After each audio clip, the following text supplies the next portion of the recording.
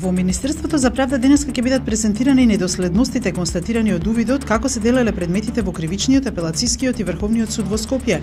Неофицијално во јавноста протекоа информации дека се регистрирани злоупотреби на системот АКМИС во Кривичниот суд, дека се забележени друг вид одстапки во Врховниот, но и дека ништо спорно не било утврдено во Апелацискиот суд. Две камери денеска го снимаат судењето за случајот насилство во Центар, во кој обвинет е лидерот на ВМРО-ДПМН Никола Груевски, екс-министерот за транспорт и врски Милијана Киевски, пратеничката Даниела Рангелова и уште 11 лица.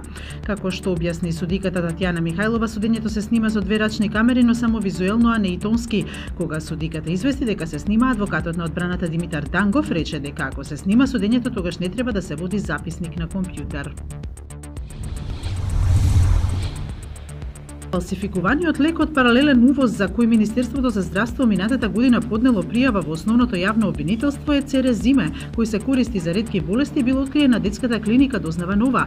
Тоа е истиот лек за кој пишуваше Нова дека две пациентки со ретка болест коше во март минатата година добиле силни несакани реакции, од кои едната од нив можела да заврши фатално. Тодоров призна дека има поднесено пријава во ОЈО, но не објасни како овој лек влегол во државата. За него ова е само црна кампања која си игра со чувствата на граѓаните.